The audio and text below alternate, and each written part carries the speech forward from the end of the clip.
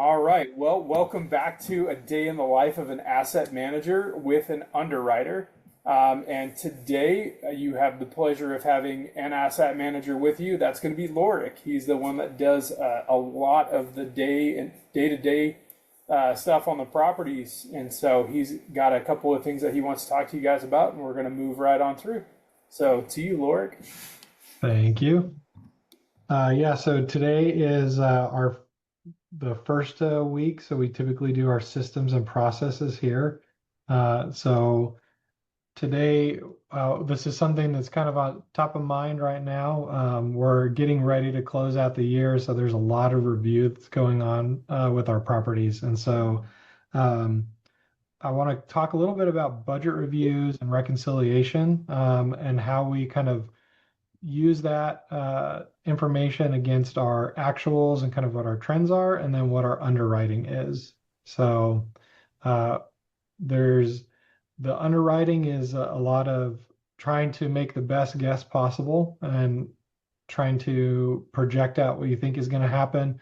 And then on the asset management side, it's the real numbers and kind of where we are landing with the property and with our business plan. So uh, we do this a couple different ways. So I'm not sure if you have gone through or seen the scorecard.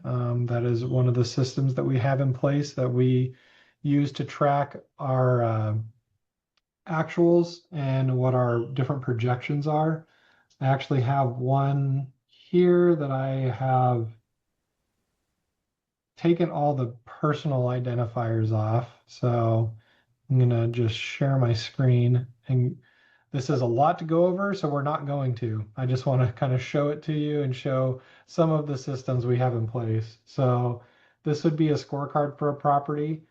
We have here this is our underwriting numbers, and these are all just kind of our summaries of our underwriting, what our PM budget is. Um, and then we have our actuals as we're going throughout the year. And then we kind of have our very rough estimates for what our like monthly goals would be based off of our underwriting and based off of our property management's budget. And then all of that gets filtered over here into this section that's called the trend. This is our annualized trend.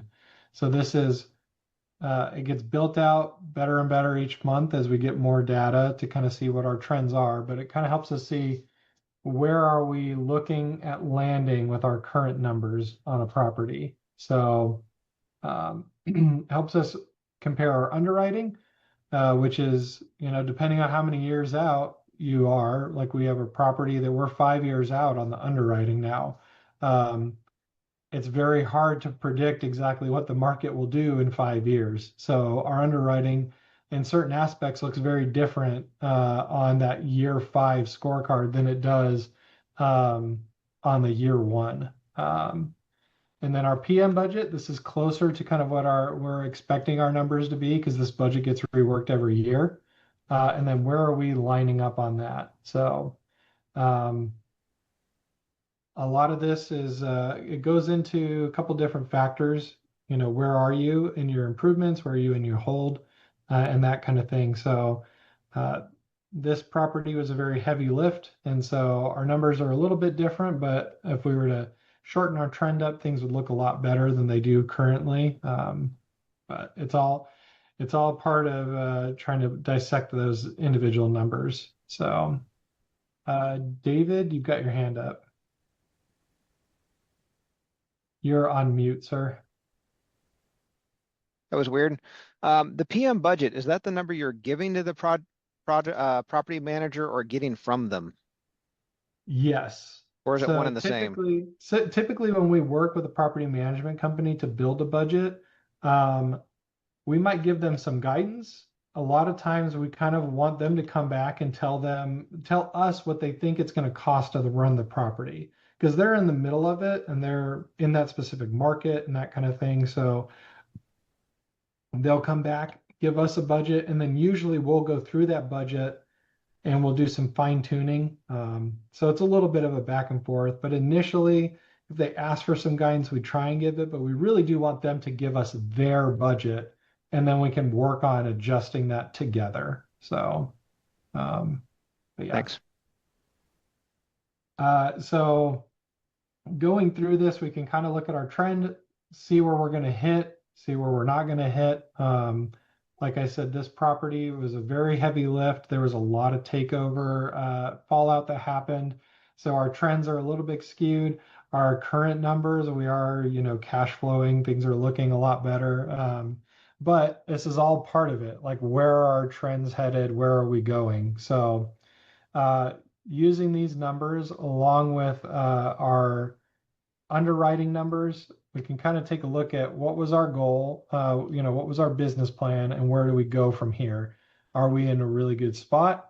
Are we going to see maybe a shortfall coming up? Are we going to have a lot of excess? Is there other things that we could potentially do on the property that maybe were outside of our original um, business plan, like maybe some additional community improvements or that kind of thing? So really having kind of that projection and that foresight and being able to see what we've done, where we're headed, really helps with kind of reconciling the CapEx account, that the funds that we raise to do those improvements. So a big chunk of that is your unit renovations a lot of times. So we do have something that's a unit tracker that we have worked with a couple people to build out, and this lets us track everything that we do on the property. So if we've done flooring, if we've done appliances, kind of what we've done for improvements, it all gets filtered into a summary so we can actually see what our current spend is and how much we've spent on each unit, so that we can kind of see where we are with our underwriting numbers. Typically, your underwriting, you're going to have money built out for unit renovations. And so that unit tracker helps us see where we are. We said we were going to spend, $9,000 per unit in our underwriting. I can go to that tracker and I can look at each unit. How much are we spending on units? Like, are we going to hit our projections for our business plan? If we were going to turn on here, we wanted to turn 42 units to a premium status, which usually is LTV flooring, stainless steel appliances, quartz countertops. Like, this is kind of our top end of what we're looking to do. And we had budgeted 9,000. Well, we've already made some adjustments. We've moved this down to 24 units at 12,000 because renovation costs went up a lot in the area. So part of this is trying to figure out where your pivot is. What can you do to try and meet your underwriting goals, to meet your projections? So this is that time of year where we're getting into budgets. So all of our budget reviews are happening right now, or have been happening right now with our property management companies for our 2026 budgets. This is a time for us to kind of reflect on our underwriting and see where we land, and then take a look at our bank accounts and take a look at our CapEx accounts and see what can we do feasibly. If we need to make some changes, what are those changes? So all of your New Year's resolutions, for us, it starts about two months before that, trying to figure out where we are and where we can go from here. So that's a lot of what we are working on right now. So I have a couple different examples that I can go through, but I do want to stop for a moment and kind of see where everybody's at and see if anybody needs some clarification or has any questions. I know this is a very big topic and I don't want to dive super deep into it, but I do kind of want you to see what goes on kind of behind the scenes on this time of year. So I came in a little late. Is this an older deal that you're analyzing essentially, or rebudgeting for the new year? Is that the idea? no, this is it's a current deal. It is one that we have purchased. We're into year two, the one that I had pulled up. So this is us kind of reassessing where we're at in the budget and seeing what we can do kind of moving into the future. So um, I see. it was a very heavy lift. We actually, our original plan for this was it's about 100 units, and it was to do some sort of renovation on about 60% of the units. And at this point, we've actually done about 80% of the units. So it went a little beyond what our original anticipations were, but we have some things that have kind of helped contribute to us getting on track with this. We're actually like our lease amounts, we're in like our year 4 numbers for what we thought our lease numbers would be. And we're into year 2. So we're definitely ahead on that end of things. So we can kind of help play a little bit of catch up with all the renovations that we had to do that we thought would take us 3 or 4 years to do. We did in 2. So there's a balancing act that has to happen when you kind of get a little bit sideways on a few of those things. So, but that's what all this process is: figuring out where we are, what we have left to do, what money we have, and where we can go from here. So, So you've obviously had a very good return on investment on the CapEx. yeah, we have. Yeah, to be able to hit kind of our rent projections 2 years early. You know, we're definitely kind of we're rolling forward with our return plan a little quicker than we anticipated. So, Hmm. Very good. Excellent. yep. Any other questions? I'm curious to know how, for most of your properties, you have somebody on site. How often do you physically review the properties? Because one thing to look at the numbers, but Mm-hmm. Yeah. So typically, Cindy and I, we try and visit every property about twice a year. Sometimes some properties get a little bit more attention than others. But we typically travel at least once a quarter. So sometimes it's every couple of months. There's some months we try not to travel. Like November, December is really hard to travel. There's a lot going on. But yeah, we try and visit each property at minimum once a year, especially ones that maybe we've had a lot of time on, like 5 years in. We kind of know what's going on, but um, usually we're trying to go at least twice a year. and then sometimes you tell them you're coming and sometimes you don't. I would say about 90% of the time we don't tell them that we're coming. Mhm. So surprise inspections keep people honest. So, and it doesn't give them time to pretty up the community. So we Right. get to kind of see real time. Is there a lot of trash? Do we have a lot of dog poop? You know, do we have broken down cars in the parking lot? Like if you tell them that you're coming, even 2 days is enough for them to really kind of spruce things up and that kind of thing. So Right. yeah. Typically we don't tell them we're coming unless we have something big.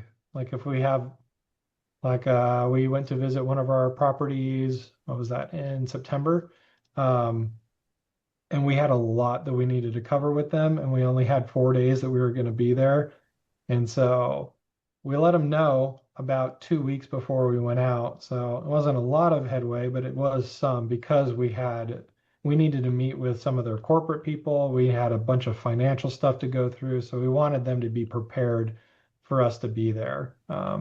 So and those are usually the instances when they know we're coming. Is we've got a lot to cover and not a lot of time to do it. But if we're just going out to do inspections, walk vacants, maybe meet with some vendors, that kind of thing, we usually don't tell them. So, yep. And we usually spend at least 2 days, but sometimes we spend 4 or 5 at the property when we go out to do a visit. It'll kind of depend on what we are looking to accomplish when we're there. But Right. Right. And you will call the vendor, you know who the vendors are because you're managing them, so you deal with them directly.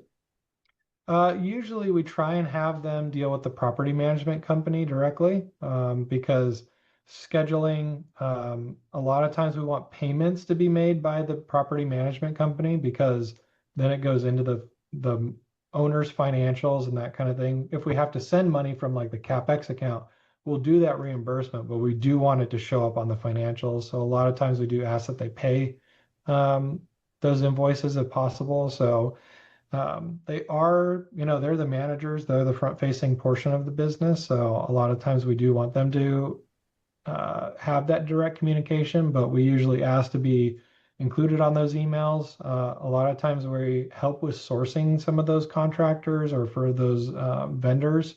So we are involved, but kind of the day-to-day, we do try and have the property management handle that because they are the ones who are going to be dealing with and facing those companies. So we want them to have the relationship. So Thank you. yeah. All right. Anything else? All right. Well, we'll dive into a couple of examples and then we can see if it jogs loose anything for anybody for questions. So one that I had touched on a little bit is unit renovations. So unit renovation costs have been wild, especially the past like 3 years. It really started kind of getting really weird during COVID. There was a lot of up and downs when it came to material costs and shortages and that kind of thing.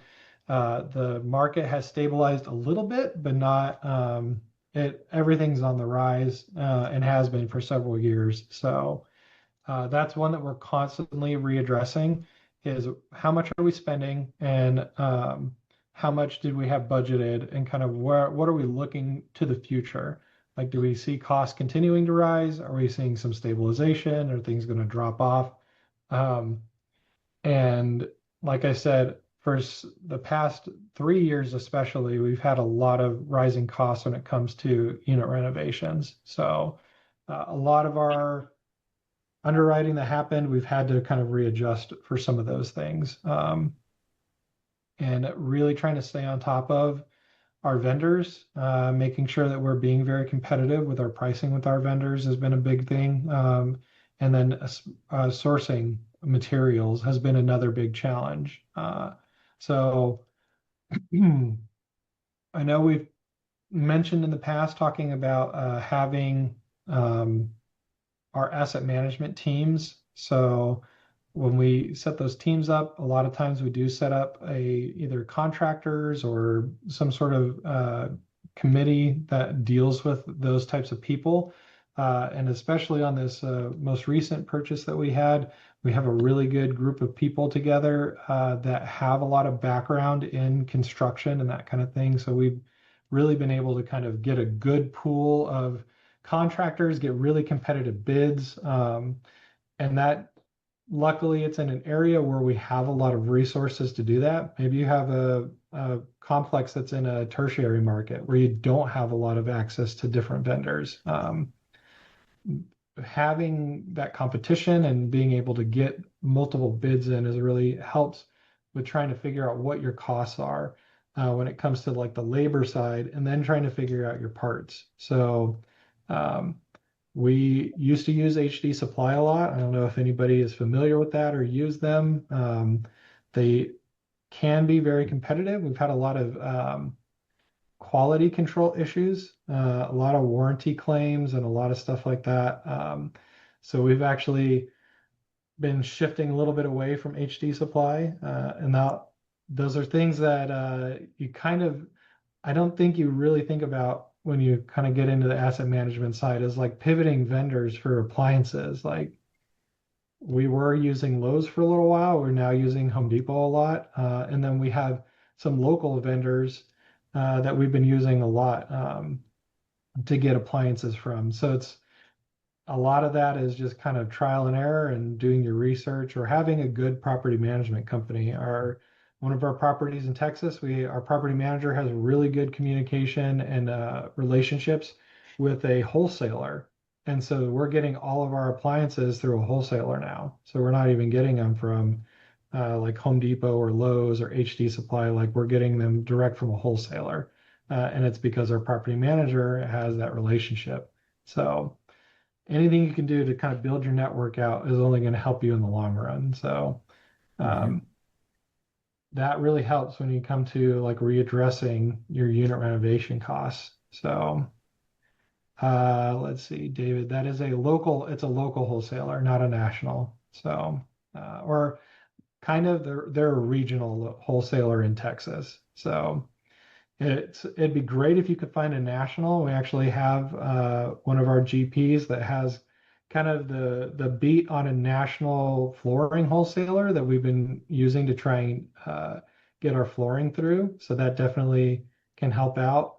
The problem we ran into with flooring is a lot of the installers, if you don't, they have somebody that they partner with, some sort of flooring company that they partner with. And if you don't use their floors, then they jack up the price on the labor. So it's kind of a weird dance to do on the flooring side. But yeah, trying to build those relationships out with your property management companies, with your vendors.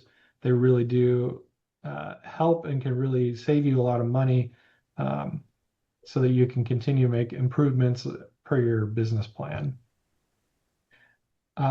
Another big one for us is our exterior renovation costs. So that might be your landings and your stairwells, your painting the buildings.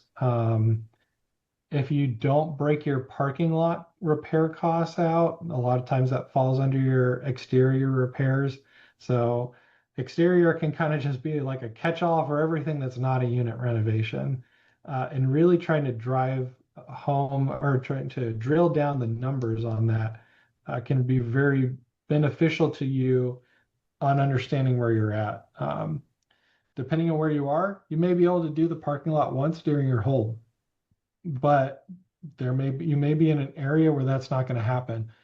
We have 3 properties in Texas and we have 4 properties in Mississippi, and heat plus humidity will wreck your parking surfaces. And so we had to learn very early on that you sometimes have to build in annual upkeep costs for your parking lot, depending on where you are.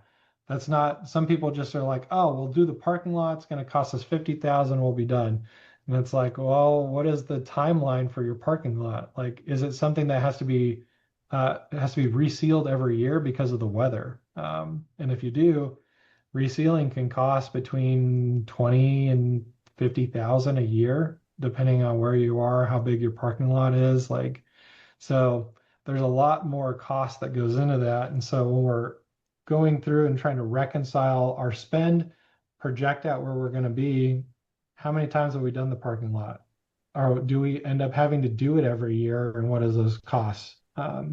So it's definitely something that as you kind of get into it and you're seeing the day-to-day costs, it will help you with your underwriting in the future when you're working with your underwriter. Work with Tyler a lot on trying to refine different numbers. You're never going to be able to anticipate every single thing that can go wrong or will go wrong, but you're trying to anticipate enough that your business plan is successful.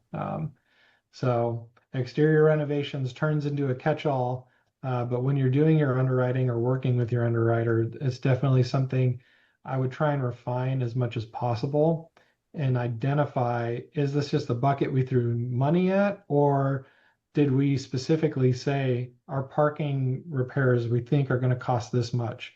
We know we're going to have to paint. When instead of just throwing it into the bucket, we've set aside $100,000 to repaint the complex. Kind of helps you from stealing from Peter to pay Paul in your different buckets, and also kind of helps you figure out when you do your reconciliation and your fine tuning, how close did we get? Like, did it only cost us 85,000 on paint? We can reallocate that to the parking lot. And so trying to figure out what those numbers are and fine tune those. So let's see, we have a few minutes left, so I can open it back up if it sparked any other questions or if anybody has any other comments. Any new deals are in the works? That's a question for Tyler. Oh, which I think he's on mute. He oh, is. I am on mute. I'm going to be honest, my computer unplugged and it was restarting, so I did not hear the question. Robert asked if we had any more deals in the pipeline. We do, yeah. I mean, we're always trying to cook something up, right? And the goal is to try and get one under contract before the end of the year.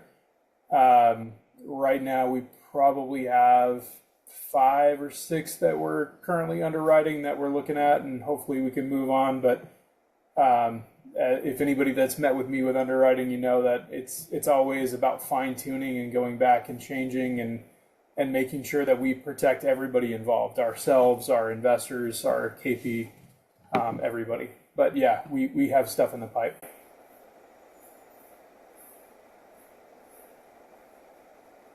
All right. Any other questions, comments, concerns?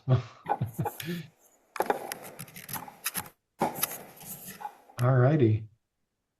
Well, hopefully this was insightful. I know this is a little bit new. She's going to try and be on when she can, but there's a good chance that I'm going to be hopefully.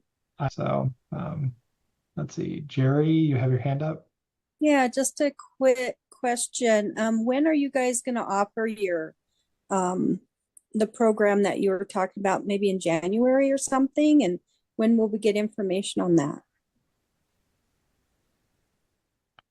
That is a good question. We are currently looking at the program to see what we are able to do. We've had a few things come up that we're having to kind of pivot around. So there may be a few changes coming to the education portion of things.